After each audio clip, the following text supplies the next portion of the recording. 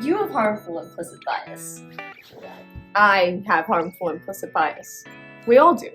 As activist Femi Otitoju once said, if you have a brain, you have a bias. Bias has evolved as an evolutionary advantage, but today they divide us. In our everyday lives, we have to rely on our gut feelings in order to make quick decisions that allow us to get through our days efficiently. However, in a world built on systems of discrimination, these gut feelings can harm the way we view others without us even realizing it. From clutching our bags when Black or brown people pass by to assuming an Asian student is taking all honors classes, I hate to break it to you, but we're biased! That's why our goal is to highlight marginalized groups to humanize experiences and dismantle the bias we hold. My name's Avni, and I use she, her pronouns. Hi, my name is Isha, and I also use she, her pronouns. And my name is Grace, and I also use she, her pronouns. Collectively, we founded the AB Speaker Series, and earlier this year, we created videos to talk about bias and hate and just generally spreading education to combat hate in our own community. And currently, we're working to further our work through this video series. But it's taken us a long time to come to the point where we are now, and we still have a long way to go. Let's take a moment to discuss moments where we failed as allies and how we learned to become activists. One experience with not being the greatest person comes from when I was a lot younger. Whenever me and my family would walk around the city, like cities in general, because I didn't always live in Massachusetts, I also lived in Chicago. When we would walk around Chicago and now in Boston, I do admit I would feel frightened whenever I walked by Black people or Latino people on the street, and I would like clutch my belongings closer to me because I had this irrational sense of they would try to snatch it from me or they would try to harm me in some way. And I think part of that was partially instilled by just general stranger danger, but at the same time, there's no excuse for how I felt this way about Latino people and Black people, but not white people or lighter-skinned people. Right, and I think it's really interesting that like the way you said like how it comes from like this idea of stranger danger and how that phrase itself doesn't like explicitly name Black or Latino people, but because of the way the media oftentimes represents these groups, like that's what our brain is trained to think at first. So exactly. Yeah, and I remember one kind of catalyst for undoing some of that thinking came with the news story about Ahmed Aubrey. He was a man who was jogging on the street when a white man drove up in a truck and shot him. And it got a bunch of media attention, which is how I first found out about the story. And it was really interesting to me because whenever I had these instances of being afraid of people walking down the street, I always kind of thought that the police dealing with them would provide me like comfort and safety, and I felt like that was justice delivered. But when I was confronted with this case, it kind of made me realize that these people aren't doing anything wrong. They're living their lives. This man was going on a stroll. He was going on a jog, and that gave someone the idea that he should take their life.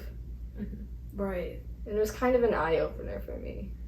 For sure. I think another like really important point that I remember was part of the discourse was a lot of people like focusing on saying like these people are completely innocent, like they're the nicest people ever, but then a lot of other people being like, okay, so even if they were like doing like questionable things that maybe they shouldn't have been doing, that doesn't justify murder.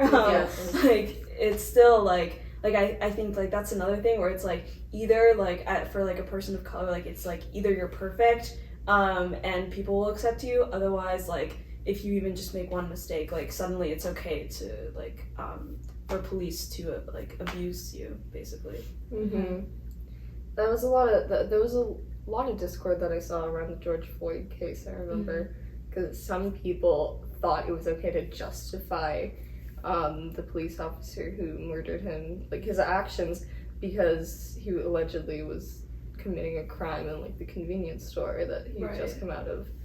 But how do you justify killing a person Right. over that? And I think like your example of like sort of coming to terms with like your bias when you were confronted with an example that really made you think. I think I have similar experiences. I remember in middle school, people would throw around the joke, "Did you just assume my gender?" like a lot, which I didn't actually even realize what it meant. I just heard that like a lot of people saying it, so I started saying it too. And I think I was confronted with how problematic it was when one day in math class I was sitting next to my non-binary friend, and some boys made the "did you just assume my gender" joke, and in that moment, like, I was like, oh, this joke is horrible, like, it undermines non-binary identity and trans identities, and I like immediately like vowed to never make that joke again. And like I remember saying something to my friend to like try to comfort them, but like I do wish if I could redo that moment, I do wish I had stood up to those boys and said something to them instead of being quiet. And also I wish like I'd put more thought into my actions before just following around like a trend that a lot of people were making that joke. Yeah, I want to add on to that. I feel like a big part of my journey as like an activist was kind of like learning to overcome fear of like, fear of like other people's judgment, and also just getting over like the comfort of staying complicit.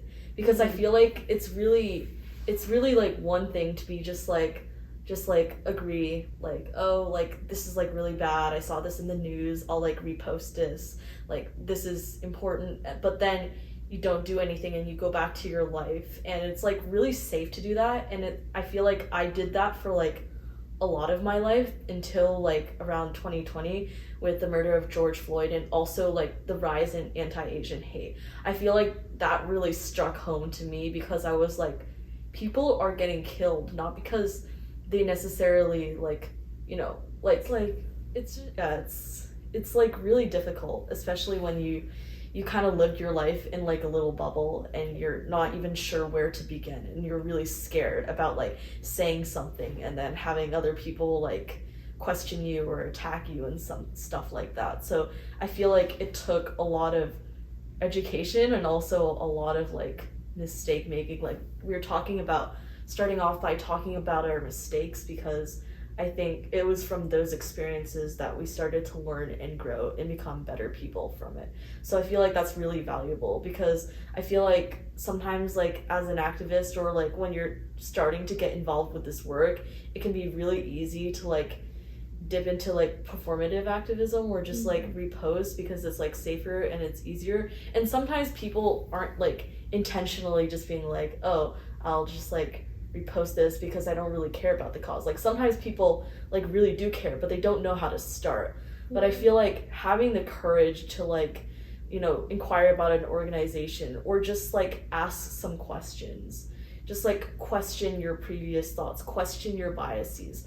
I feel like those are acts of courage, and I feel like taking that step is so important, and it's not talked about enough because people are so intimidated that they don't even want to speak for fear of being canceled. For sure. And like I think the fear is definitely a big part of it. I think another big part of it is like sort of this feeling of uselessness. Like I remember thinking like, I'm just a kid in like one person in like a giant system of oppression. Like how could I ever make a difference? Like I remember signing petition after petition and being like, this won't do anything. But I feel like that's like a myth that like society kind of perpetuates, that like we as individuals don't actually matter. Like when I stepped back and thought about it, I was like, you know what? Most likely if I sign this petition, it won't do anything. But on the off chance that like something does happen from that petition, why not just sign it, And like I think another thing is like using your own words and your own voice can actually be really powerful. Like I sometimes just type up like rants, I guess, or just my thoughts on like the world, and I post them on Instagram, and like I usually like I don't expect anything, but I've gotten a lot of people messaging me being like, this is really inspiring, like thanks for sharing this. And like I think it's just like proof that like our words do matter way more than like we actually think they do. And someone out there maybe really needs to hear what we have to say, and I think we should take the chance because I feel like we have a lot more to gain than we do to lose. Mm-hmm. Yeah, I also had a similar start to kind of being more vocal and more active about it kind of around the same time as you were describing, when a lot of these petitions would be like introduced on Instagram and on Twitter. I remember spending like 30 minutes to an hour every day just signing petitions away. And it almost became to a point where I felt like I wasn't, it was kind of like numbing, you know, to just sign petitions. And at a certain point, I kind of felt like I'm not doing anything meaningful, which I think really took away from the whole process of like being an activist and signing all these petitions, which is where I kind of realized that what I was doing, where just like I was kind of just giving, like taking what other people were giving to me, and not really thinking about it or not really expanding on it anyway. I realized that that was kind of performative. I wasn't contributing a lot of like my own useful insight to conversations, or I wasn't really taking in like ideologies. I was just clicking a button on a screen for a long time, and I feel like that's kind of when I had a realization that I wanted to do something. I wanted to do something that I can feel proud of and that I knew would make change. And I think one thing, again, also that really inspired me was like other people. Like A World of Difference for me was like a really transformative experience, I feel like, but I think a big part of that experience was meeting people like Grace who really care about this work, and seeing like how they like handle situations and seeing them speak out really like inspired me to want to do the same. So like I went to all the conferences, connections, and like I like whenever possible I tried to be involved in whatever work we were doing. And I think like from engaging and interacting with other people, I myself learned so much. And you really realize that you're not alone. And I think one thing is like the feeling of being isolated, the feeling of being so overwhelmed because you don't know where to begin, is partially because you haven't found those like communities yet or those other people. But I feel like it's so powerful and so meaningful when you can work like to enact progress and change with others, because you can like combine all your brain power and just like kind of brainstorm ideas and kind of work together. And also I think another thing that isn't talked about enough is like burnout in like activism, because like sometimes it can feel like numbing, or like when you just like keep doing stuff and you feel like, what am I even doing? Am I making any change? But when you're with other people, those people can remind you, those communities can remind you that yes, what you're doing does matter, and that your voice does really make a change, and that sometimes it just takes time, and sometimes progress is slow, but it still happens, and it needs to happen. So I feel like finding those communities and being able to foster that change together is really, really important. Yeah. Thank you for tuning into this episode of the AB Speaker Series. Stay tuned for more content about social justice, and join us on our journey as we grow and learn also. Bye!